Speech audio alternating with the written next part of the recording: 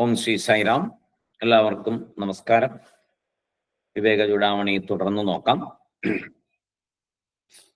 സദാശിവസമാരംഭാം ശങ്കരാചാര്യമധ്യമാം അസ്മദാചാര്യപര്യന്താം വന്ദേ ഗുരുപരമ്പരാം.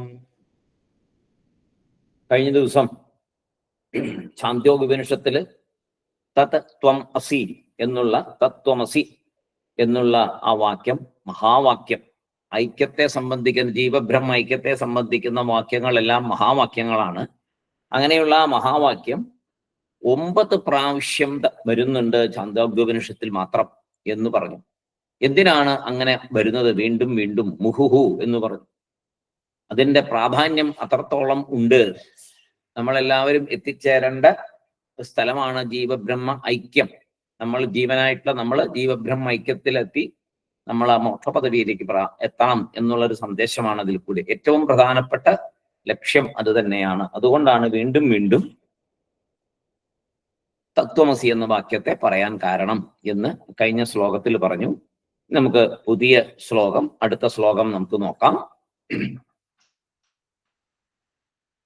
ഐക്യം തയോർ ലക്ഷിതയോർന വാച്യയോഃ നിഗദ്യതേന്യോന്യവിരുദ്ധധർമ്മിണോഃ ഗദ്യോദഭാന്വോരിവരാജഭൃത്യയോഃ കൃപാംബുരാശ്യോഃ പരമാണുമേർവോഃ.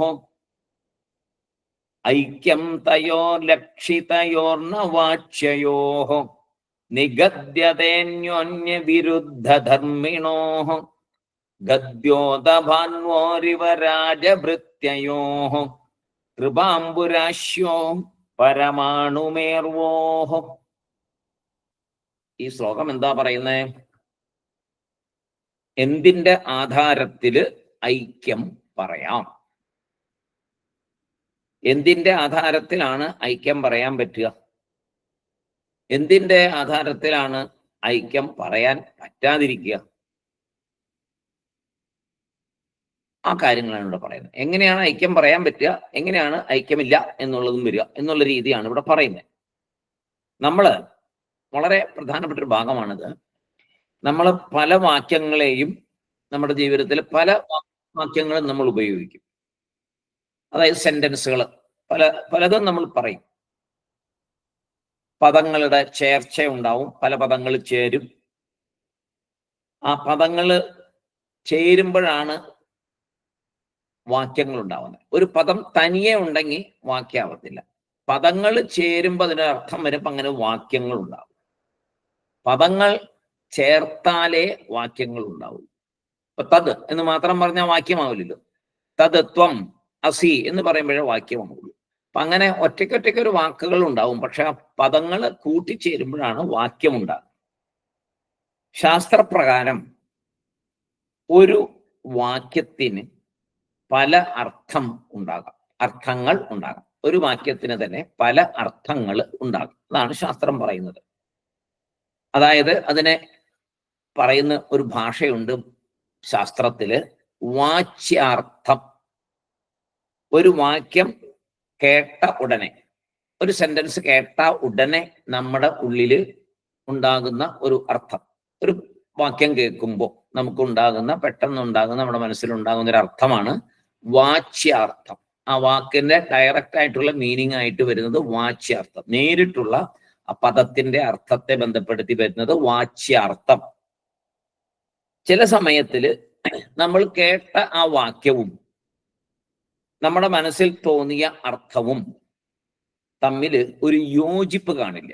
നമ്മൾക്ക് എന്തെങ്കിലും ഒരു കാര്യത്തെ കുറിച്ച് പറഞ്ഞു പറയും.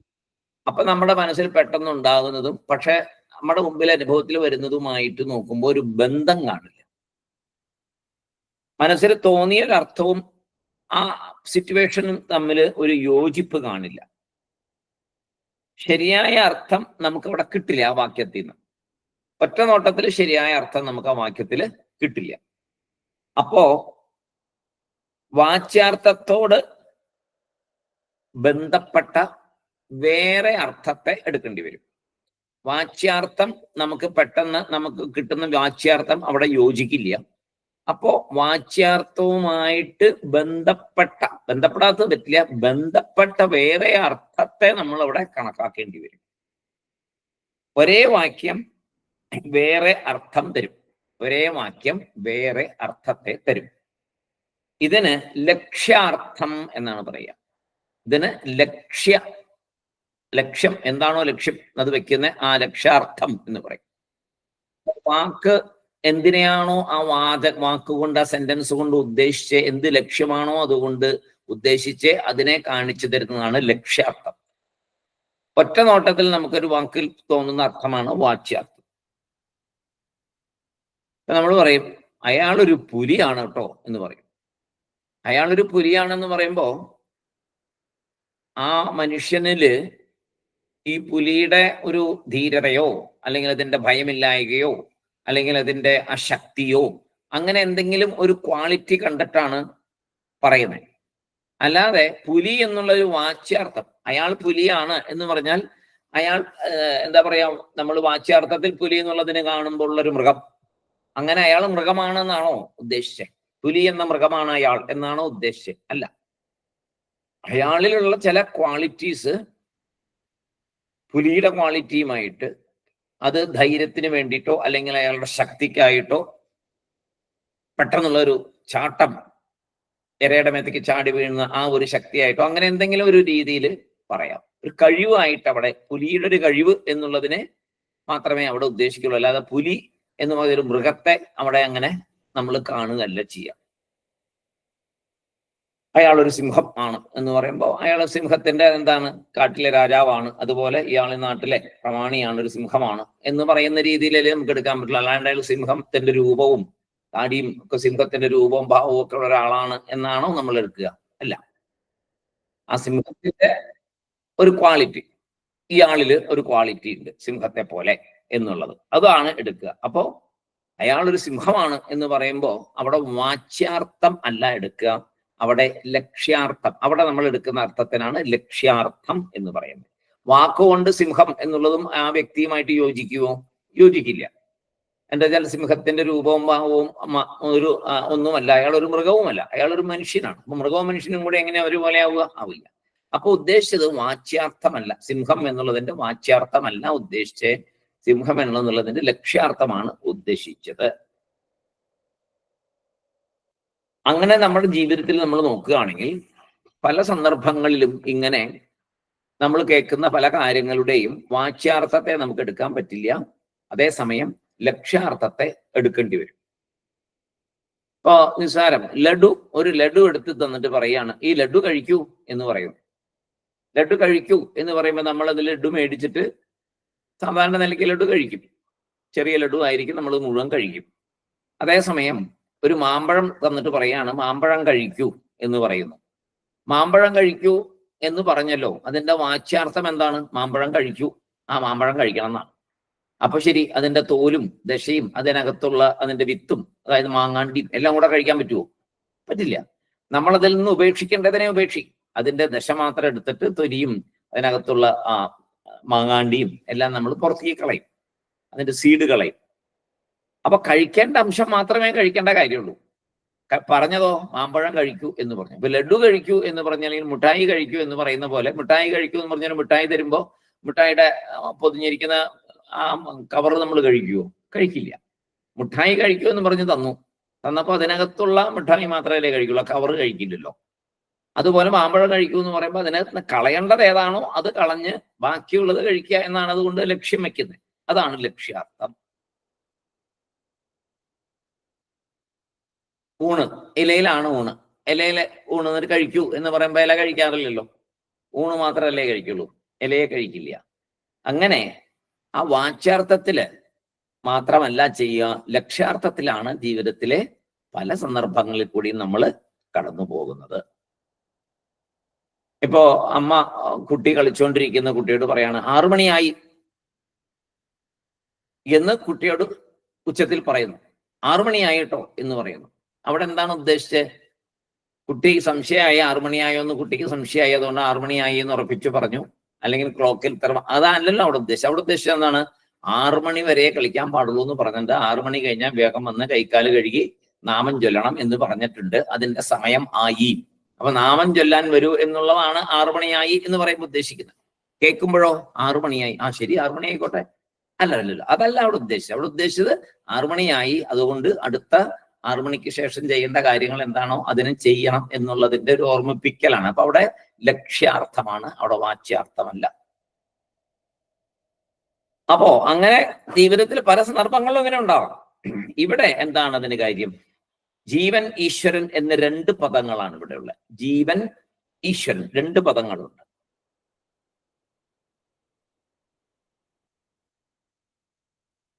അപ്പോ ജീവൻ നമ്മൾ പഠിച്ചു, ഈശ്വരൻ നമ്മൾ കുറെയൊക്കെ പഠിച്ചു. അമ്പലത്തിൽ നമ്മൾ പോകുന്നു. അമ്പലത്തിൽ ചെന്നിട്ട് ഭഗവാനെ എനിക്ക് അനുഗ്രഹം വേണം, ഭഗവാനെ എന്നെ അനുഗ്രഹിക്കണേ, എനിക്ക് അനുഗ്രഹം വേണം എന്ന് പറയുമ്പോ നമ്മൾ ആരാണ്? നമ്മൾ ഈശ്വരനാൽ സൃഷ്ടിക്കപ്പെട്ട ആൾ, അനുഗ്രഹം നേടുന്ന ആൾ, അല്ലെ? ഈശ്വരനോട് ചെന്ന് ഭഗവാനെ, അമ്പലത്തിൽ ചെന്ന് ഈശ്വരനോട് അനുഗ്രഹം വേണേ, ഭഗവാനെ എന്നെ അനുഗ്രഹിക്കണേ, എന്നെ രക്ഷിക്കണേ എന്നൊക്കെ പറയുമ്പോ നമ്മൾ ഈശ്വരനാൽ സൃഷ്ടിക്കപ്പെട്ട ആള്, നമുക്ക് അനുഗ്രഹം തരാൻ കഴിവുള്ള ഒരാളാണ് ഈശ്വരൻ. അപ്പുറത്തിരിക്കുന്നു. അയാളോട് പോയി തത്വമസി പറയാവോ?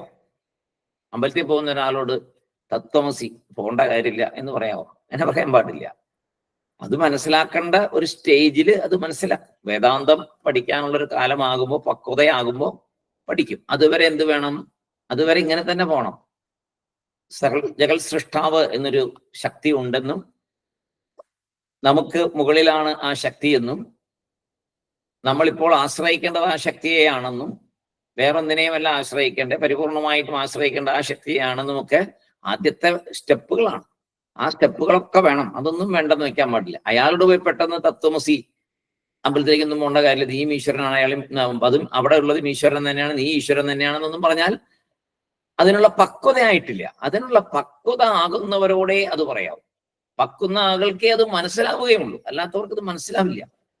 അങ്ങനെ പറയരുത്. അതിന്റെ സമയമാകുമ്പോൾ അത് പറയാം. അതിന്റെ പക്വതയുണ്ട് എന്ന് മനസ്സിലായാൽ പറയാം. ഇപ്പൊ നമുക്ക് തന്നെ പക്വതയായിട്ടില്ലല്ലോ. നമുക്കത് മനസ്സിലാവുന്നുണ്ടോ മുഴുവനായിട്ട്? ഇല്ല. ജസ്റ്റ് കേൾവിയിൽ മനസ്സിലാവുന്നുണ്ടെന്നല്ലാതെ അത് വളരെ ബുദ്ധിമുട്ടാണ്, അത്ര എളുപ്പമല്ല.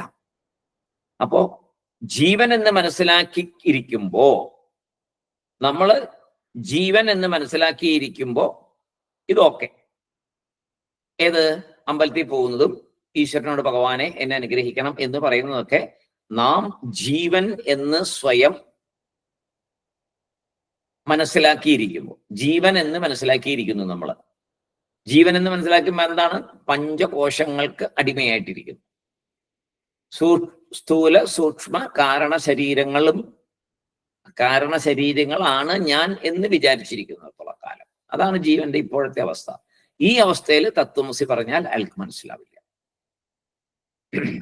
അപ്പൊ ജീവൻ എന്ന് നമ്മൾ മനസ്സിലാക്കുന്ന സമയത്ത് അമ്പലത്തിൽ പോവുക, തൊഴുക, ഈശ്വരനെ ഒരു വേറെ പ്രത്യേക ശക്തിയായിട്ട് കാണുക, ഈശ്വരനോട് അനുഗ്രഹത്തിന് പ്രാർത്ഥിക്കുക, വഴിപാടുകൾ ചെയ്യുക, വീട്ടിൽ ഹോമങ്ങൾ ചെയ്യുക, പലതും ചെയ്യുക. അങ്ങനെ ആ ഒരു ദ്വൈതഭാവത്തിൽ തന്നെ പോകാൻ പറ്റത്തുള്ളൂ. അപ്പം മാത്രമല്ല, ആ സമയത്ത് നമ്മുടെ യഥാർത്ഥ പേര് അല്പജ്ഞൻ എന്നാണ്. ഈശ്വരനോ സർവജ്ഞൻ, അല്ലേ? നമ്മൾ അല്പജ്ഞനും ഈശ്വരൻ സർവജ്ഞനുമാണ്. ഭഗവാൻ സർവജ്ഞനല്ലേ? ആണ്, സംശയമില്ല. നമ്മൾ സർവജ്ഞനാണെന്ന് പറയാൻ പറ്റുമോ? നമുക്ക് ധൈര്യമുണ്ടോ? നമുക്ക് ധൈര്യമില്ല. കാരണം നമ്മള് കോശങ്ങൾക്കുള്ളിൽ, പഞ്ചകോശങ്ങളിലാണ്. അന്നമയ കോശം, പ്രാണമയ കോശം, മനോമയ കോശം, വിജ്ഞാനമയ കോശം, ആനന്ദമയ കോശം. ഇങ്ങനെ കോശങ്ങൾ ആണ് നമ്മള്, കോശങ്ങളായിട്ടാണ് നമ്മൾ ഇരിക്കുന്നത്. അതിൽ നിന്ന് പുറത്ത് കിടന്നാൽ മാത്രമേ നമുക്ക് സർവജ്ഞനാണ്, ഞാനും സർവജ്ഞനാണെന്നുള്ള അറിയാൻ സാധിക്കുകയുള്ളൂ. അപ്പോ സ്ഥൂല സൂക്ഷ്മ കാരണ ശരീരങ്ങൾ ഇല്ലാതെ കണ്ടാവണം. അതുവരെ നമ്മൾ അല്പജ്ഞനാണ്. ഈശ്വരൻ സർവജ്ഞനുമാണ്. കൂടുതൽ പഠിച്ചു വരുമ്പോഴാണ് ശരിക്കും പറഞ്ഞാൽ നമുക്കൊന്നും അറിയില്ല എന്ന് മനസ്സിലാവുന്ന എപ്പോഴാണ്? നന്നായിട്ട് പഠിക്കുമ്പോഴാണ് മനസ്സിലാവുക ഒന്നും അറിയില്ല. കാരണം അറിയാനുള്ളത് എന്തുമാത്രം ഉണ്ട് എന്നൊരു ബോധം വരുന്നത് അപ്പോഴാണ്. നമുക്കെല്ലാം അറിയാന്നുള്ള വിചാരത്തിലിരുന്നാൽ ആ ആള് വീണ്ടും കുറെ പഠിക്കേണ്ടി വന്നാൽ പഠിക്കുമ്പോൾ മനസ്സിലാവും ഞാൻ എന്ത് മണ്ടത്തരമാണ് വിചാരിച്ചിരുന്നത്, എനിക്കെല്ലാം അറിയാമെന്ന് വിചാരിച്ചു. കാരണം എനിക്ക് അറിയാൻ മേലാത്ത കാര്യങ്ങൾ എന്തുമാത്രമാണ് ഈ ലോകത്തിലുള്ള, എന്തെല്ലാം ഉണ്ട് എന്ന് ഒരു ബോധം അപ്പോൾ വരും. അത് പഠിച്ചാലേ ഉണ്ടാവും. അപ്പൊ ഈശ്വരനും നമുക്ക് നമ്മളും തമ്മിൽ വലിയ വ്യത്യാസമുണ്ട്. ഈശ്വരനും നമുക്ക് തമ്മിൽ വലിയ വ്യത്യാസമുണ്ട്. ഏത് സ്റ്റേജില്? ജീവൻ നമ്മൾ വിചാരിച്ചിരിക്കുന്ന ജീവന്റെ അനുസരിച്ച് ആ സമയത്ത് നല്ല വ്യത്യാസം തന്നെയാണ്. കാരണം നമ്മൾ ജീവൻ എന്ന പദത്തെ ശരീരത്തോട് കൂട്ടിച്ചേർത്ത് മനസ്സിലാക്കി വെച്ചിരിക്കുകയാണ് ചെയ്യുന്നത്, അല്ലേ? നമ്മൾ ജീവൻ എന്ന് പറയുമ്പോൾ എന്താണ്? നമ്മുടെ ഈ ശരീരത്തോട് കൂട്ടിച്ചേർത്താണ് നമ്മൾ ജീവനെ വെച്ചിരിക്കുന്നത്. അങ്ങനെ നോക്കുമ്പോൾ ജീവനും ഈശ്വരനും തമ്മിൽ നല്ല വ്യത്യാസമുണ്ട്, ഒരുപാട് വ്യത്യാസം. അപ്പോഴാണ് നമ്മൾ അല്പജ്ഞനും ഈശ്വരൻ സർവജ്ഞനും. പഞ്ചകോശങ്ങളായി അനാത്മാവായി ആണ് നമ്മൾ വിചാരിച്ചിരിക്കുന്നത്. നമ്മളെ അനാത്മാവായിട്ട്, നമ്മുടെ ശരീരത്തിൽ രണ്ട് ഭാഗം ഉണ്ടെന്ന് നമുക്കറിയാം, ആത്മ അനാത്മ. അനാത്മായാണ് ഈ പഞ്ചഭൂതങ്ങളെല്ലാം, ഇന്ദ്രിയങ്ങൾ, ഇതെല്ലാം അനാത്മാവാണ്. പക്ഷെ നമ്മൾ ഈ അനാത്മാവിനെ ആത്മാ എന്ന് തെറ്റിദ്ധരിച്ച് ഞാൻ എന്ന് വിചാരിച്ച് ജീവൻ എന്ന് വിചാരിച്ച് ഇരിക്കുന്നു. അങ്ങനെ ഇരിക്കുന്ന അവസ്ഥയിൽ ഈശ്വരൻ വേറെ, നമ്മൾ വേറെ. ഈശ്വരന്റെ ശക്തി വേറെ, നമ്മുടെ ശക്തി വേറെ. ഈശ്വരൻ എത്രയോ മുകളിൽ, നമ്മൾ എത്രയോ താഴെ. അങ്ങനെ ജീവൻ, നമ്മൾ ഈ അനാത്മാവായിട്ട് ജീവനായിട്ട് ഈശ്വരനിൽ നിന്ന് വേറിട്ട ഒരു ചെറിയ ഒരു കാര്യമായിട്ട്, ഒരു ജീവിയായിട്ട് നമ്മൾ ഇരിക്കുമ്പോ നമ്മൾ ഈശ്വരനെ എങ്ങനെയാ കാണുന്നേ? ഈശ്വരനെ പ്രപഞ്ചത്തോടു കൂടിയാ കാണുന്നത്. ഈ സകല സൃഷ്ടിയും ചെയ്ത ആള്, ഈ പ്രപഞ്ചത്തിന്റെ അധികാരി, ആരാണോ പ്രപഞ്ചത്തെ നിയന്ത്രിക്കുന്നത്, നമ്മളെ പോലും നിയന്ത്രിക്കുന്നത് ആരാണ്? ഈശ്വരൻ. അങ്ങനെ ഒരു നിയന്ത്രിക്കുന്ന ഒരു വലിയ ശക്തി, ആരാണോ ഇതെല്ലാം ഉണ്ടാക്കിയ ആ ഒരു ശക്തിയാണ് ഈശ്വരൻ. അപ്പോ ഈശ്വരൻ മഹത്വം, ഏറ്റവും വലുത് ഈശ്വരൻ. കാരണം ഈശ്വരനാണ് എല്ലാത്തിൻ്റെയും നാഥൻ, എല്ലാം സൃഷ്ടിച്ചത് ഈശ്വരൻ, എല്ലാത്തിനെയും കൺട്രോൾ ചെയ്യുന്ന ഈശ്വരൻ. അപ്പൊ ഈശ്വരൻ വലിയ ശക്തി, നമ്മളോ ചെറിയൊരു ശക്തി. നമുക്ക് എന്തെങ്കിലും കൺട്രോൾ ചെയ്യാൻ പറ്റുമോ? പറ്റില്ല. നമുക്ക് എന്തെങ്കിലും സൃഷ്ടിക്കാൻ പറ്റുമോ? പറ്റില്ല. നമ്മൾ സൃഷ്ടിയെ അനുഭവിച്ചു കൊണ്ടിരിക്കുന്നു എന്ന് മാത്രം. അപ്പൊ ഈശ്വരൻ നമ്മൾ തമ്മിൽ ഐക്യമുണ്ടോ നമ്മൾ നോക്കുമ്പോ ഇല്ല. ആ സ്റ്റേജിലാണല്ലോ നമ്മളൊക്കെ നിൽക്കുന്നത്. ഇപ്പൊ നമ്മളെല്ലാവരും ഇങ്ങനെ ഐക്യത്തിലല്ല നമ്മളെല്ലാവരും ഐക്യമില്ലാത്ത സ്റ്റേജിൽ തന്നെയാണ് നിൽക്കുന്നത്. കാരണം ഈശ്വരൻ എത്രയോ വലിയ ആള്, നമ്മൾ ഒരു കഴിവില്ല, ചെറിയൊരു മനുഷ്യൻ. ഇതാണ് ഇപ്പോഴത്തെ അവസ്ഥ. കാരണം നമ്മൾ ശരീരത്തെ, നമ്മുടെ മനസ്സിനെ, ഇതിനെല്ലാം ചേർത്തിട്ടാണ് ഞാൻ എന്ന് പറയുന്നത്, ജീവൻ എന്ന് പറയുന്നത്, ജീവാത്മ എന്ന് പറയുന്നത്. സൃഷ്ടികർത്താവ് ആണ് ഈശ്വരൻ. നമുക്കിപ്പോ നമ്മൾ സൃഷ്ടിക്കപ്പെട്ട ആള്, നമ്മുടെ എല്ലാ പ്രവൃത്തിയും ഈശ്വരൻ അറിയുന്നു. നമുക്ക് എല്ലാവരുടെ പ്രവൃത്തി അറിയാൻ പറ്റുമോ? ഇല്ല. ഈശ്വരനോ? എല്ലാവരുടെ പ്രവൃത്തി അറിയാം. അപ്പൊ അങ്ങനെ ഈശ്വരൻ നമ്മൾ തമ്മിൽ വ്യത്യാസമുണ്ടോ? ഉണ്ട്. കാരണം എന്താ? നമ്മൾ ശരീരമാണെന്ന് വിചാരിച്ചിരിക്കുന്നു. ഫലം തരുന്നത്, കർമ്മങ്ങൾ ചെയ്യുന്നത് നമ്മൾ, ഫലം തരുന്നത് ആരാണ്? ഈശ്വരൻ. അങ്ങനെയും നമ്മൾ ചിന്തിക്കുന്നുണ്ട്, അല്ലേ? നമ്മൾ ചെയ്യുന്ന പ്രവൃത്തിക്ക് ഈശ്വരൻ തരും, ഭഗവാൻ ഒരു വഴി കാണിക്കാതിരിക്കില്ല, ഭഗവാൻ ഫലം തരും. നമ്മൾ അങ്ങനെ പറയുന്നില്ലേ എപ്പോഴും? എന്തെങ്കിലും പ്രവൃത്തി ചെയ്തിട്ട് ഈശ്വരൻ അറിയാലോ, ഈശ്വരൻ കർമ്മം ചെയ്തിട്ട് ഈശ്വരൻ ഫലം തരും, ഉറപ്പാണ്. ഒരു കർമ്മവും വലുത് പോവില്ല. ഈശ്വരൻ അറിയാം, ഈശ്വരൻ തരും. ഫലദാതാവാണ് ഈശ്വരൻ, നമ്മൾ കർമ്മം ചെയ്യുന്ന ആളും. ഇങ്ങനെ ഒരു വലിയൊരു വ്യത്യാസം നമ്മൾ ഈശ്വരൻ നമ്മൾ തമ്മിൽ നമ്മുടെ ഉള്ളിലുണ്ട്. നമ്മൾ കർമ്മം ചെയ്യുന്ന ആള്, ഫലദാതാവ് ഈശ്വരൻ. ഇതും ഏതിന്റെ അടിസ്ഥാനത്തിലാണ്? നമ്മൾ ഈ ശരീരത്തോട് ചേർത്താണ് ഞാൻ എന്ന് പറയുന്നത്. ശരീരത്തെ ചേർത്ത് പറയുമ്പോൾ ഈ അജഗരാന്തര വ്യത്യാസം രണ്ടുപേരും തമ്മിൽ ഉണ്ട്. എന്നാ ഉപനിഷത്ത് എന്താ പറയുന്നേ? അവിടെയാണ് സംഗതി കിടക്കുന്നത്. ഉപനിഷത്ത് എന്താ പറയുന്നത്? ഉപനിഷത്ത് പറയുന്നു അങ്ങനെയല്ല, തത്വം അസി, അത് നീ തന്നെ. ഉപനിഷത്ത് പറയുന്നു നീ ഇപ്പൊ വിചാരിക്കുന്ന പോലെ അല്ല, അത് നീ തന്നെയാണ്. ആ ഈശ്വര ശക്തി ഉണ്ടല്ലോ, ഉണ്ട്, അത് നീ തന്നെയാണ്. തത് ത്വമസി, തത് ഈശ്വര ശക്തി, ത്വം നീ ജീവൻ, അത് നീ തന്നെയാണ്. ഈശ്വരൻ നീ തന്നെയാണ്, നീ തന്നെ ഈശ്വരനായിരിക്കുന്നു. ഇതൊക്കെ പറയാം. ഈശ്വരൻ നീയും ഒന്ന് തന്നെ, നീയും ഈശ്വരനും ഒന്ന് തന്നെ. പക്ഷെ നമ്മൾ സമ്മതിക്കില്ല. കാരണം നമ്മുടെ ഉള്ളില് എല്ലാം വ്യത്യാസമാണ്. നമ്മൾ നോക്കുമ്പോൾ എല്ലാം നോക്കുന്നതെല്ലാം വ്യത്യാസമാണ്. ഈശ്വരൻ തമ്മിൽ ഒരു യോജിപ്പും കിട്ടത്തില്ല. എന്താ കാരണം? നമ്മൾ ഈ ശരീരത്തിലിരുന്നാണ് നോക്കുന്നത്, ശരീരം കൊണ്ടാണ് നോക്കുന്നത്, ശരീരം കൊണ്ടാണ് അളക്കുന്നത്. സ്ഥൂല ശരീരം കൊണ്ട് അളക്കുന്നു, സൂക്ഷ്മ ശരീരം കൊണ്ടുന്നു, കാരണ ശരീരം കൊണ്ട് അളക്കുന്നു. പഞ്ചഭൂതങ്ങളെ കൊണ്ടുണ്ടായ പഞ്ചകോശങ്ങളിൽ നമ്മൾ നിൽക്കുന്നു.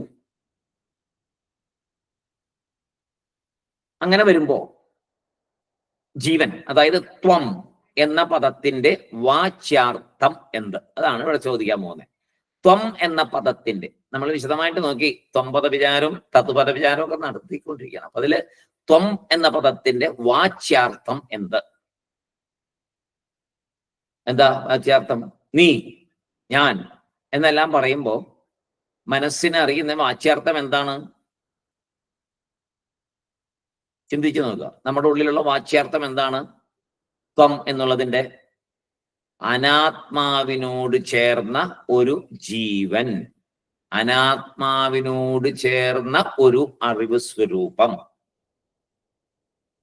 അനാത്മാവിനോട് ചേർന്ന ഒരു ജീവൻ, ഒരു അറിവ് സ്വരൂപം. അനാത്മാവുണ്ട്. നമ്മൾ ഞാൻ എന്ന് പറയുമ്പോൾ അനാത്മാവിനെ ചേർത്ത് പിടിച്ചിട്ട് നമുക്ക് പറയാൻ പറ്റുള്ളൂ. അനാത്മാക്കളെല്ലാം ചേർത്ത് പിടിച്ചിട്ട്, ഈ ശരീരത്തെ ചേർത്ത് പിടിച്ചിട്ട്, പഞ്ചകോശത്തെ ചേർത്ത് പിടിച്ചിട്ട് ഞാൻ എന്ന് പറയുന്നു. ഇനി ഈശ്വരൻ എന്ന പദത്തിന്റെ വാച്യാർത്ഥമോ? അപ്പൊ നമ്മളെ വാച്യാർത്ഥം മനസ്സിലായല്ലോ. നമ്മളും കൂടെ ശരീരം കൂടെ ചേർത്തിട്ടുള്ളതാണ് നമ്മുടെ വാച്യാർത്ഥം. ത്വം എന്നുള്ളതിന്റെ വാച്യാർത്ഥം. അനാത്മാവും കൂടെ ചേർന്നതാണ് ത്വം എന്ന പദത്തിന്റെ വാച്യാർത്ഥം നമ്മളെ സംബന്ധിച്ചിടത്തോളം. ഓർത്തിരിക്കണേ, വാച്യാർത്ഥം, ഒറ്റ നോട്ടത്തിൽ വരുന്ന അർത്ഥം. ശരി.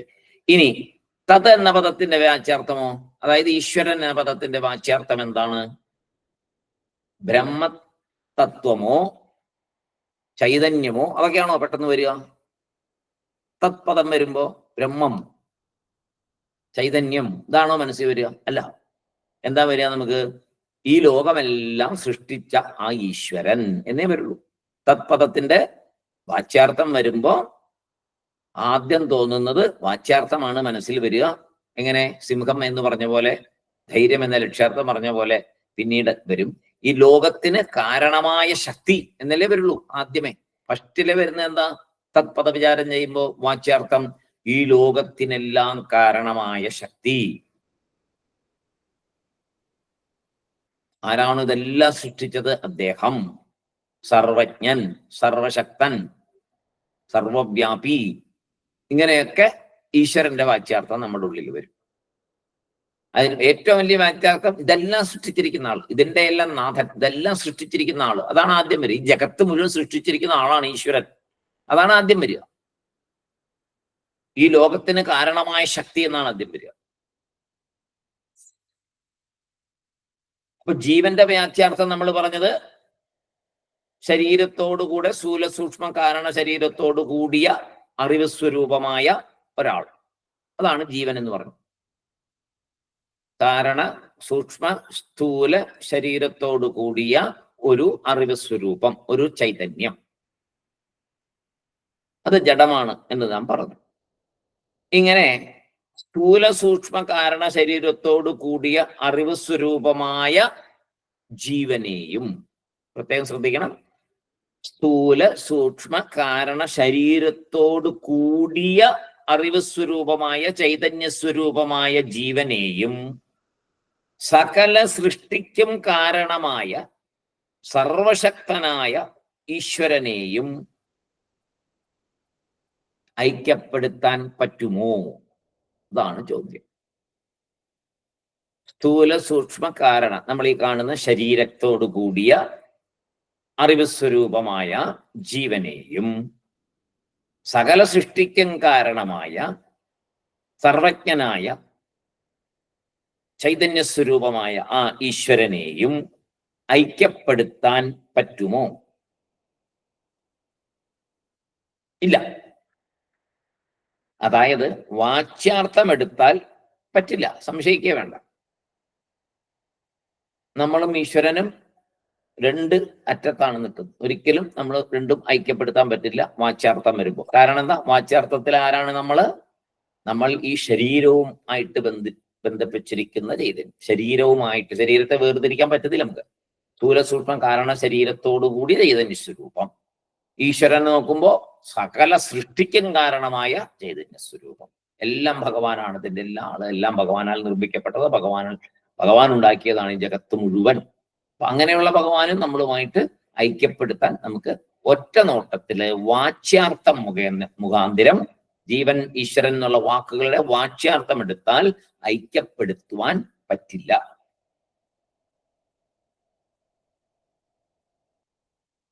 അപ്പോ എന്താ ചെയ്യണ്ടേ? അപ്പോഴാണ് ലക്ഷ്യാർത്ഥം എടുക്കണം എന്ന് പറയുന്നത്. ആരുടെ ലക്ഷ്യാർത്ഥം? ജീവൻ എന്ന പദത്തിന്റെ ലക്ഷ്യാർത്ഥവും ഈശ്വരൻ എന്ന പദത്തിന്റെ ലക്ഷ്യാർത്ഥവും എടുക്കണം. എന്താണ് നോക്കാം നമുക്ക്.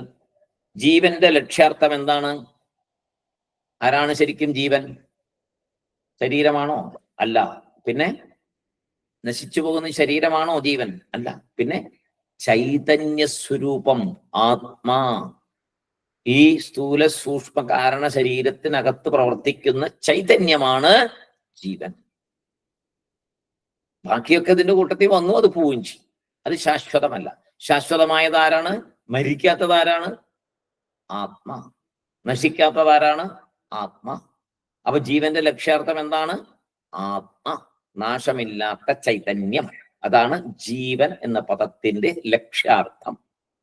ഇനി ഈശ്വരന്റെ ലക്ഷ്യാർത്ഥം നോക്കാം. ഈശ്വരന്റെ ലക്ഷ്യാർത്ഥം ഈ നശിച്ചു പോകുന്ന പ്രപഞ്ചമാണോ? നമ്മളീ കാണുന്ന സൃഷ്ടികളാണോ ഈശ്വരൻ? ഇതെല്ലാം നശിച്ചു പോകും.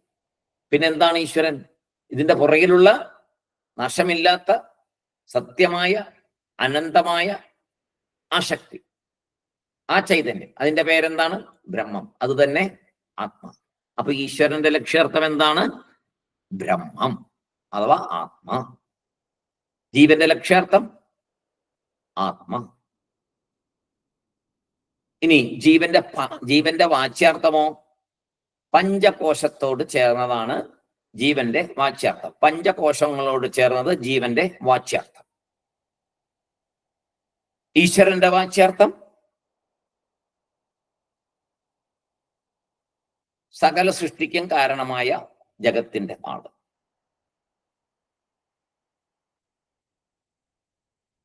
ജീവന്റെ വാച്യാർത്ഥം പഞ്ചകോശത്തോട് ചേർന്നത്. ജീവന്റെ ലക്ഷ്യാർത്ഥം പഞ്ചകോശത്തെ നീക്കിയ ശേഷമുള്ള ചൈതന്യം മാത്രം. ഒന്നുകൂടെ പറയാം. ജീവന്റെ വാച്യാർത്ഥം, ഒറ്റ നോട്ടത്തിൽ കിട്ടുന്ന ജീവൻ എന്ന പദത്തിന്റെ വാച്യാർത്ഥം പഞ്ചകോശം എന്ന് പറഞ്ഞ ഈ ശരീരത്തോട് ചേർന്നത്. ലക്ഷ്യാർത്ഥം, ശരിക്കുള്ള ലക്ഷ്യമായിട്ടുള്ള അർത്ഥം എന്താണ്? പഞ്ചകോശ രഹിതം, അതായത് ആത്മസ്വരൂപം. ഒന്നുമില്ലാത്ത ആത്മസ്വരൂപം, നാശമില്ലാത്ത ആത്മസ്വരൂപം, ചൈതന്യം. ഇനി ഈശ്വരന്റെ വാച്യാർത്ഥം മായയോട് കൂടിയ, അല്ലെ? കാരണസ്വരൂപൻ എന്ന് പറയുമ്പോൾ ആരാണ് അവിടെ? ഈശ്വരൻ. മായ, ബ്രഹ്മം മായയെ ഉപയോഗിക്കുമ്പോഴാണ് ഈശ്വരനാവുന്നത്. അപ്പോ മായ എന്ന് പറഞ്ഞാൽ ഈ വാച്യാർത്ഥമാണ് വരുന്നത്. നമ്മൾ ഈ കാണുന്നതെല്ലാം മായ, അല്ലെ? നേരത്തെ പഠിച്ചു. ജഗത് സത്യം, ജഗത് മിഥ്യ എന്നുള്ളത് പഠിച്ചില്ലേ? എങ്ങനെയാണ് മിഥ്യയായ മായയുടെ പ്രവൃത്തിയാണ് എന്ന് തിരിച്ചറിയണം. ബ്രഹ്മസത്യം ജഗത് മിഥ്യ എന്ന് പഠിച്ചപ്പോ, മിഥ്യയെ കുറിച്ച് പഠിച്ചപ്പോ നമ്മൾ പഠിച്ചു എന്താണ് മിഥ്യ എന്നുള്ളതൊക്കെ വിശദമായിട്ട് പഠിച്ചു. അപ്പൊ മായയോട് കൂടിയ കാരണമാണ് ഈ വാച്യാർത്ഥം ഈശ്വരന്റെ വരുണൻ. എല്ലാത്തിനും കാരണമായവൻ, അത് മായയോട് കൂടിയത്, അതാണ് വാച്യാർത്ഥം. അങ്ങനെയുള്ള വാച്യാർത്ഥം ഇവിടെ യോജിക്കുവോ? യോജിക്കില്ല. അപ്പൊ ലക്ഷ്യാർത്ഥം എന്താണ്? ബ്രഹ്മം, സർവ ചൈതന്യം, സർവസ്ഥലത്തും നിറഞ്ഞു നിൽക്കുന്ന ചൈതന്യം, അതിന് നാശമില്ല. അപ്പൊ ചോദിക്കും, ആത്മാവും ബ്രഹ്മവും വേറെയല്ലേ എന്നൊരു ചോദ്യം ഇപ്പൊ ചോദിക്കാലോ. ആത്മാവും ചൈതന്യം, ജീവനും വേറെ, ആത്മാവും ബ്രഹ്മവും വേറെയല്ലേ എന്നൊരു ചോദ്യം. ജീവന്റെ കാര്യം പറയുമ്പോൾ ചൈതന്യത്തെ എന്ത് പറഞ്ഞു? ആത്മാ എന്ന് പറഞ്ഞു. ഈശ്വരന്റെ കാര്യം എന്ന് പറഞ്ഞു ചൈതന്യത്തെ എന്ന് പറഞ്ഞു? ബ്രഹ്മം എന്ന് പറഞ്ഞു. അപ്പൊ പറയുന്നു അല്ല, അത് രണ്ടും രണ്ടല്ല. ഏത്? ആത്മാവും ബ്രഹ്മവും വേറെ വേറെ അല്ല, ഒന്ന് തന്നെയാണ്, രണ്ട് പേരാണെന്ന് മാത്രമേ ഉള്ളൂ. ആത്മാ സച്ചിത് ആനന്ദമാണ്, ബ്രഹ്മവും സച്ചിത് ആനന്ദമാണ്. രണ്ടും ചൈതന്യ സ്വരൂപമാണ്. ജീവന്റെ ലക്ഷ്യാർത്ഥം സച്ചിത് ആനന്ദം, ചൈതന്യ സ്വരൂപം. ഈശ്വരന്റെ ലക്ഷ്യാർത്ഥം സച്ചിത് ആനന്ദം, മായയെ നീക്കിയിട്ടുള്ള സച്ചിത് ആനന്ദം, ചൈതന്യം. മായയെ ഭഗവാൻ ഉപയോഗിക്കാതിരിക്കുന്നത്, നീക്കുക എന്ന് പറഞ്ഞാൽ ഭഗവാനാണ് ഉപയോഗിക്കാതിരിക്കുക. അപ്പൊ ആ മായ പ്രവർത്തിക്കാതെ അന്തർലീനമായിട്ടിരിക്കുന്ന സമയത്തുള്ള ചൈതന്യം, അത് ചൈതന്യമാണ്. ആ ചൈതന്യവും നമ്മൾ ഞാൻ എന്ന് പറയുന്ന ചൈതന്യവും, പഞ്ചകോശത്തെ നീക്കിയ ശേഷമുള്ള, നമ്മളിപ്പോ വിചാരിക്കുന്ന വാച്യാർത്ഥമല്ല, ലക്ഷ്യത്തിൽ നാം ചൈതന്യം മാത്രമാണ്. അപ്പൊ ഇത് രണ്ടും ചൈതന്യം തന്നെയല്ലേ? അതെ, അതാണ് ഐക്യം. ഈശ്വരൻ സത്സ്വരൂപമാണ്, ജീവൻ സത്സ്വരൂപമാണ്. ഈശ്വരൻ ചൈതന്യമാണ്, ആത്മാ ചൈതന്യമാണ്. ജീവൻ ആത്മാവാണ്, ജീവൻ ചൈതന്യമാണ്, ഈശ്വരൻ ചൈതന്യമാണ്. ഐക്യം. അപ്പൊ ഐക്യം പറയുന്നത് വാച്യാർത്ഥത്തിന്റെ സഹായത്തോടെ അല്ല. ഒരിക്കലും വാച്യാർത്ഥത്തിന്റെ സഹായത്തോടെ ഐക്യം പറയാൻ പറ്റില്ല. അപ്പോ വാച്യാർത്ഥം എടുക്കുമ്പോ രണ്ടും വേറെ വേറെ തന്നെയായിട്ടേ ഇരിക്കുകയുള്ളൂ. ലക്ഷ്യാർത്ഥത്തിന്റെ സഹായത്തിലൂടെ മാത്രമേ ഐക്യം മനസ്സിലാവുകയുള്ളൂ. അതിനാണ് ഉദാഹരണം പറഞ്ഞ സിംഹം, അയാളൊരു സിംഹമാണ് എന്ന് പറഞ്ഞത്. അതേമാതിരി മാമ്പഴം കഴിക്കൂ എന്നൊക്കെ പറയുമ്പോഴുള്ള ലക്ഷ്യാർത്ഥങ്ങളൊക്കെ പറഞ്ഞു. ജീവൻ എന്ന് പ്രയോഗിക്കുമ്പോ മൂന്ന് ശരീരവും വന്ന എല്ലാ ഭേദങ്ങളും ഉണ്ട്. ജീവൻ എന്ന് പറയുന്ന ഉടനെ നമ്മുടെ മൂന്ന് ശരീരവും, ഏത് സ്ഥൂല സൂക്ഷ്മ കാരണ ശരീരവും ഒക്കെ എടുത്തു കഴിഞ്ഞാൽ എല്ലാ ഭേദങ്ങളും നമുക്ക് കാണാം. ഒന്നും യോജിച്ച് പറയാൻ പറ്റില്ല. ഈശ്വരൻ എന്ന് പറയുമ്പോൾ പ്രപഞ്ചം, ഈ കാണുന്ന പ്രപഞ്ചത്തെ ഈശ്വരൻ എന്നെടുക്കുമ്പോൾ ഈ കാണുന്നതെല്ലാം ഈശ്വരൻ ഉണ്ടായതാണ്, ഈശ്വരൻ ഉണ്ടാക്കിയതാണ്, ഈശ്വരന്റെ സൃഷ്ടിയാണ്, ഈശ്വരൻ സൃഷ്ടികർത്താവാണ് എന്നൊക്കെ വരുമ്പോ അപ്പോഴും എന്തുണ്ടാവും? വാച്യാർത്ഥമാവും. അപ്പൊ ഭേദം കാണും. അപ്പൊ നമ്മൾ ചൈതന്യത്തെ കാണുന്നില്ല, ഇതിന്റെ പുറകിലുള്ള ചൈതന്യത്തെ നമ്മൾ ദർശിക്കുന്നേ ഇല്ല. നമ്മൾ ഈശ്വരൻ എന്ന് പറയുമ്പോൾ ഇതൊക്കെ സൃഷ്ടിച്ച ആള് എന്ന് മാത്രമേ നമ്മൾ എടുക്കുന്നു. എന്നെയും സൃഷ്ടിച്ച ആള് എന്നെടുക്കും. പ്രപഞ്ചത്തെയും മൂന്ന് ശരീരത്തെയും, ഈശ്വരൻ എന്ന കൺസെപ്റ്റിൽ നിന്ന് പ്രപഞ്ചത്തെയും, ജീവൻ എന്നതിൽ നിന്ന് മൂന്ന് ശരീരത്തെയും മാറ്റിയാൽ രണ്ട് സ്ഥലത്തും മിച്ചം വരുന്നത് അറിവ് സ്വരൂപം അഥവാ ചൈതന്യം. രണ്ട് സ്ഥലത്ത് ബാക്കി വരുന്നത് ചൈതന്യം അഥവാ അറിവ് സ്വരൂപം മാത്രം. അതാണ് ഐക്യം. രണ്ടിലെയും മായ കൊണ്ടുള്ള കാര്യങ്ങളെ നീക്കുന്നു. അപ്പോ ചൈതന്യം മാത്രം അവശേഷിക്കും. അപ്പോ ഐക്യമായി. ഇത് തന്നെ മോക്ഷം. അപ്പൊ ഇവിടെ പറഞ്ഞത്, ഈ ശ്ലോകത്തെ പ്രത്യേകം പറഞ്ഞ എന്താണ്? ലക്ഷ്യാർത്ഥം മൂലം മാത്രമേ ഐക്യം ഉണ്ടാവുകയുള്ളൂ. ഐക്യത്തെ നമുക്ക് മനസ്സിലാക്കാൻ പറ്റുള്ളൂ. എന്താണ്? നമുക്ക് ഒന്നുകൂടെ നോക്കാം. ആ ശ്ലോകം എന്താ പറയണേ? ഐക്യം തയോർ ലക്ഷിതയോർ ന വാച്യയോഹോ. ഐക്യം അതായത് ഏകത്വം, തത്വമസി എന്നുള്ള ഏകത്വം. തയോഹോ, ആ രണ്ട് തത്വത്തിനും, ജീവനും ഈശ്വരനും, തയോഹോ ജീവനും ഈശ്വരനും, ലക്ഷിതയോഹോ ലക്ഷ്യാർത്ഥത്തിന്റെ വെളിച്ചത്തിലാണ്, ലക്ഷ്യാർത്ഥത്തിന്റെ വെളിച്ചത്തിലാണ്. ന വാച്യയോഹോ ന നിഗദ്യത. വാച്യയോഹോ വാച്യാർത്ഥം കൊണ്ട് ന നിഗദ്യത വെളിപ്പെടാൻ പറ്റുന്നില്ല, പറയാൻ പറ്റുന്നില്ല, പറയപ്പെടുന്നില്ല.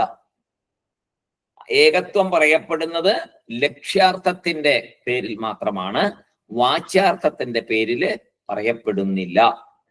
ലക്ഷ്യാർത്ഥം കൊണ്ട് ഐക്യം പറയപ്പെടുന്നു, വാച്യാർത്ഥം കൊണ്ട് പറയപ്പെടുന്നില്ല. എന്തുകൊണ്ട് വാച്യാർത്ഥം എടുക്കുന്നില്ല എന്നാൽ, വാച്യാർത്ഥത്തിൽ നോക്കിയാൽ ഓരോരുത്ത വിരുദ്ധ ധർമ്മം വരും. രണ്ടിനും വിരുദ്ധ ധർമ്മങ്ങൾ വരും. യോജിപ്പായിട്ടുള്ള ധർമ്മങ്ങളല്ല കാണുന്നത്, വിരുദ്ധ ധർമ്മങ്ങളുമാണ്. അപ്പൊ നമ്മൾ ഓരോരുത്തരും വിരുദ്ധ ധർമ്മങ്ങൾ അനുഷ്ഠിക്കുന്നവരല്ലേ, വിരുദ്ധ ഗുണങ്ങളുമാണ് അല്ലെ. ഓരോ മനുഷ്യനും വിരുദ്ധമായിട്ടുള്ള ധർമ്മങ്ങൾ അനുഷ്ഠിക്കുന്നു. പലതും മാറി മാറി മാറി, ആരും ഒരേപോലെയല്ല. ഒരുപാട് ഡൈവേഴ്സിറ്റി കാണാം, വിരുദ്ധമായിട്ടുള്ള ഒരുപാട് കാണാം. പ്രപഞ്ചത്തിലെ എല്ലാ കാര്യങ്ങളും നോക്കുമ്പോൾ അങ്ങനെ തന്നെ, എല്ലാം വിരുദ്ധമായിട്ട് പലതിനും കാണാം.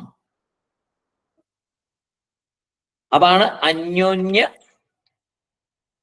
വിരുദ്ധ ധർമ്മിണോ അന്യോന്യ നിഗദ്യതേ അന്യോന്യ വിരുദ്ധ ധർമ്മിണോ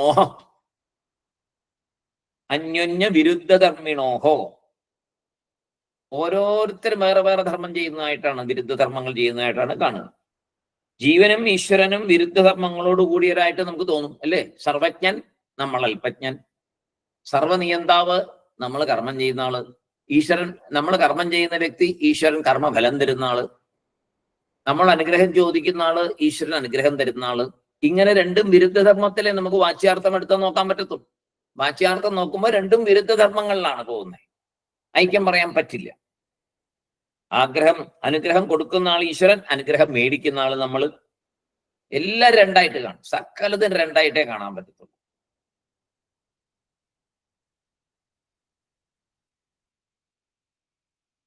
ഈ ലോകത്തില് ഓപ്പോസിറ്റ് പല ധർമ്മങ്ങളും നേരെ അങ്ങോട്ടും ഇങ്ങോട്ടും തിരിഞ്ഞു പോകുന്ന പോലെ കാണാം വാച്യാർത്ഥം എടുക്കുമ്പോൾ.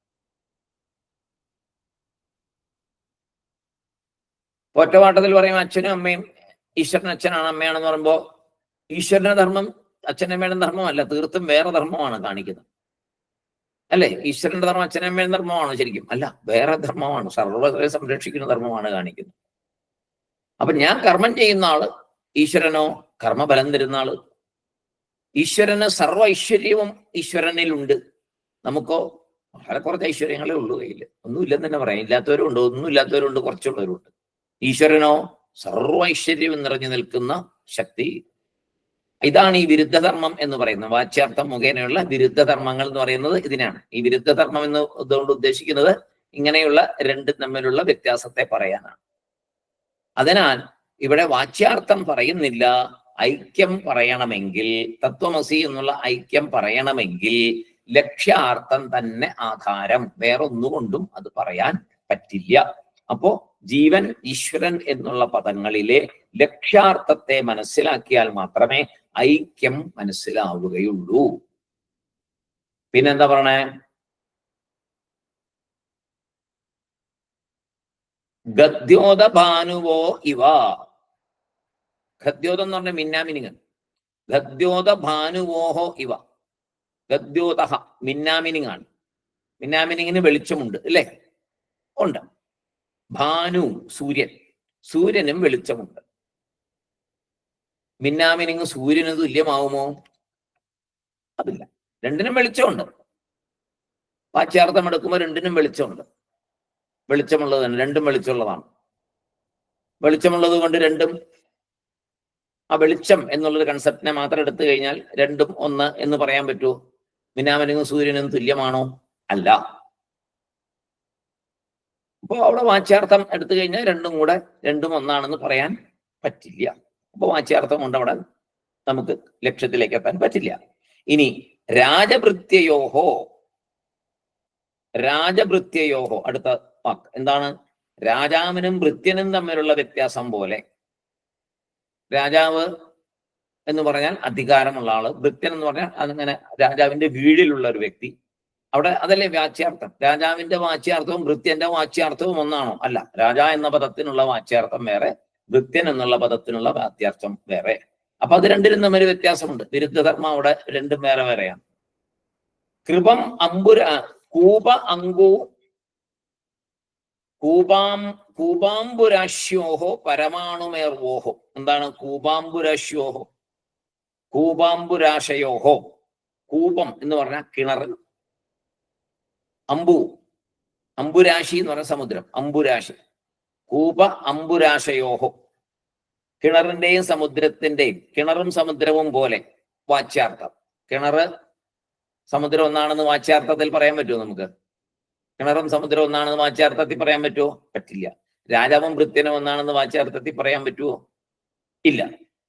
മിന്നാമിനിങ്ങും സൂര്യനും ഒന്നാണെന്ന് വാച്യാർത്ഥത്തിൽ പറയാൻ പറ്റുമോ? പറ്റില്ല. വെളിച്ചം കൊണ്ട് രണ്ടും ഒന്നാണെന്ന് പറയാൻ പറ്റുമോ? പറ്റില്ല.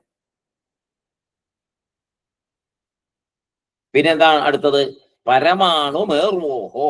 പരമാണു മേർവോഹോ, രണ്ട് വാക്കുകളും. പരമാണു വേർവോഹോ. പരമാണു എന്നുള്ളത് ചെറിയത്, മേരുപർവ്വതം എന്ന് പറഞ്ഞാൽ ഏറ്റവും വലിയൊരു പർവ്വതം. ഇത് രണ്ടും ഒന്നാണെന്ന് പറയാൻ പറ്റുമോ? പരമാണു ഏറ്റവും ചെറിയത്, മേരു ഏറ്റവും വലിയത്. വാച്യാർത്ഥം എടുത്തു കഴിഞ്ഞാൽ രണ്ടും ഒന്നാണെന്ന് പറയാൻ പറ്റുമോ?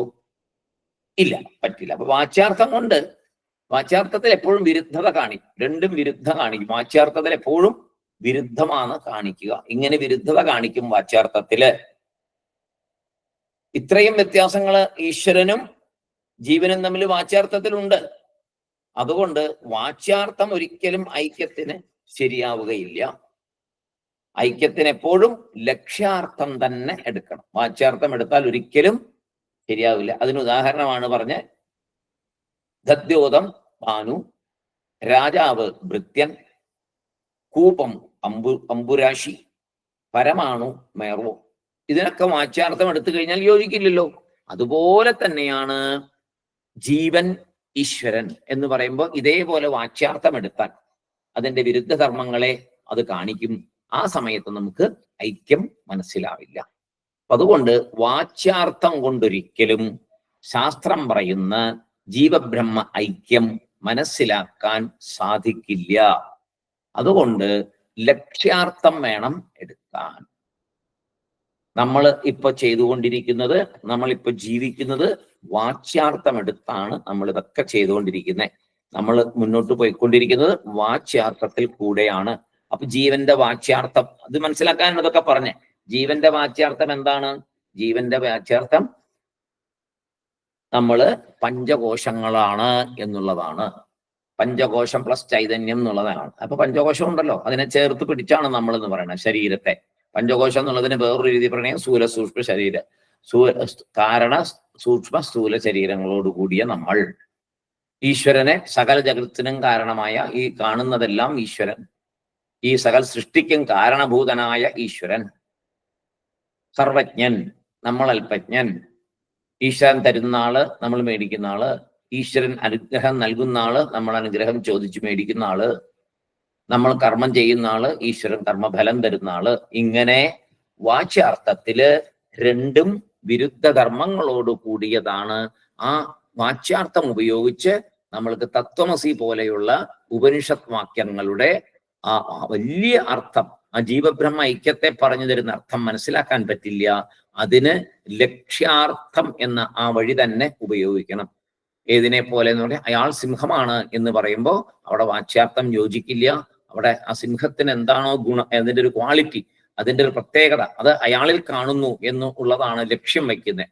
അതുകൊണ്ട് അത് അങ്ങനെ പറ്റുള്ളൂ. അതേപോലെ ലഡു കഴിക്കൂ എന്ന് പറയുമ്പോൾ ലഡു മുഴുവനായിട്ട് കഴിക്കാം. മാമ്പഴം കഴിക്കൂ എന്ന് പറയുമ്പോൾ മാമ്പഴത്തിൽ കഴിക്കാവുന്നത് കഴിച്ചു ബാക്കി കളയും. അപ്പൊ അവിടെ മാമ്പഴം കഴിക്കൂ എന്ന് പറയുമ്പോൾ ലക്ഷ്യാർത്ഥമേ ഉള്ളൂ. അതായത് വെള്ളം കൊണ്ടുവരൂ എന്ന് ഒരാൾ പറയുമ്പോൾ വെള്ളം കൊണ്ടുവരും എന്ന് പറഞ്ഞാൽ എന്താ? ഒരു ഗ്ലാസ്സിലോ എന്തെങ്കിലും ഒരു പാത്രത്തിലോ വെള്ളം കൊണ്ടുവരും. പാത്രം കൊണ്ടുവരാൻ ഞാൻ പറഞ്ഞോ എന്ന് ചോദിക്കുമോ? ചോദിക്കത്തില്ല. വെള്ളം മാത്രം കൊണ്ടുവരൂ എന്ന് പറയില്ല. അപ്പൊ അങ്ങനെ പല പ്രയോഗങ്ങളും, ജീവിതത്തിലെ പല പ്രയോഗങ്ങളിലും നമ്മൾ ലക്ഷ്യാർത്ഥമാണ് ഉപയോഗിക്കുക, വാച്യാർത്ഥമല്ല നമ്മൾ ഉപയോഗിക്കാറ് പല സന്ദർഭങ്ങളിലും. അതുപോലെ ഇവിടെ മനസ്സിലാക്കണം, നമ്മൾ ഞാൻ എന്ന് പറയുമ്പോൾ, ജീവൻ എന്ന് പറയുമ്പോൾ നമ്മൾ സാധാരണ നിലയ്ക്ക് ഇപ്പോൾ നമ്മൾ ഇതൊക്കെ പഠിച്ചു മനസ്സിലാക്കുന്ന ആ അവസ്ഥയിൽ നിൽക്കുമ്പോൾ, പഠിച്ചു മനസ്സിലാക്കിക്കൊണ്ടിരിക്കുന്ന അവസ്ഥയിൽ നമ്മൾ ഇപ്പോഴും വിചാരിച്ചുകൊണ്ടിരിക്കുന്നത് ജീവൻ എന്നാൽ പഞ്ചകോശങ്ങൾ കൊണ്ട്, പഞ്ചകോശങ്ങൾക്ക് നിർമ്മിതമായിട്ടിരിക്കുന്നു, അതിനകത്തിരിക്കുന്നു, ചൈതന്യവും ഉണ്ട്. പക്ഷെ മറ്റേതിനെ വിടാൻ നമുക്ക് പറ്റുന്നില്ല. ആ വിട്ട അവസ്ഥയിൽ മാത്രമേ ചൈതന്യം മാത്രം അവശേഷിക്കുള്ളൂ. അതേപോലെ ഈശ്വരന്റെ സൃഷ്ടിയിൽ മുഴുവൻ മായയാണ്. ഇവിടെ മുഴുവൻ കാണുന്നതെല്ലാം മായയാണ്. ജഗത് മിഥ്യ എന്നും വ്യക്തിയായിട്ട് പഠിച്ചു. ഇതെല്ലാം നാശമുള്ളതാണ്. ഇതിന് പുറകിലുള്ള ശക്തി മാത്രമാണ് നിത്യം, അനന്തം, അത് മാത്രമാണ്. അതേപോലെ നമ്മുടെ ഉള്ളിലുള്ള ആത്മാ എന്ന ആ ചൈതന്യമാണ് അനന്തം, സത്യം, ജ്ഞാനം, ആ അറിവ് സ്വരൂപം, അതാണ്. ബാക്കി ഈ കാണുന്ന പഞ്ചകോശങ്ങളെല്ലാം നശിച്ചു പോകുന്നതാണ്. അപ്പോ വാച്യാർത്ഥം കൊണ്ടുവരുമ്പോൾ പഞ്ചകോശം അതിനകത്ത് പെടും. ഈശ്വരന്റെ കൂട്ടത്തിൽ മായയും കൂടെ പെടും. മായ, വാച്യാർത്ഥത്തിൽ ഈശ്വരൻ എന്ന് പറയുമ്പോൾ സകല സൃഷ്ടിക്കും കാരണമായ ആളെന്ന് പറയുമ്പോൾ മായ ഉപയോഗിച്ചിരിക്കുന്ന ആള്, മായ കൊണ്ട് നിറഞ്ഞിരിക്കുന്ന ഒരവസ്ഥ.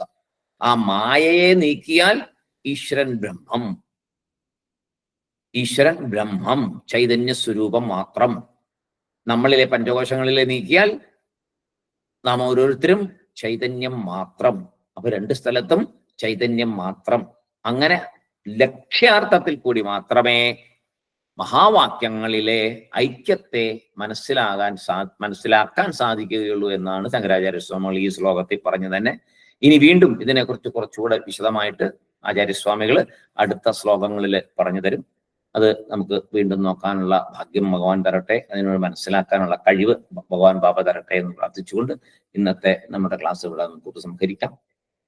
ഓം പൂർണ്ണമദ പൂർണ്ണമിദം പൂർണ്ണാത് പൂർണ്ണമുദിച്യത്തെ പൂർണ്ണസ്യ പൂർണ്ണമാദായ പൂർണ്ണമേവാവശിഷ്യത്തെ. ഓം ശാന്തി ശാന്തി ശാന്തി.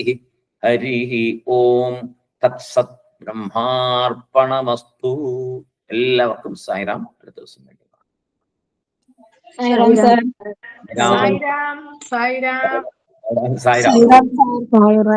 സായിറാം സാർ.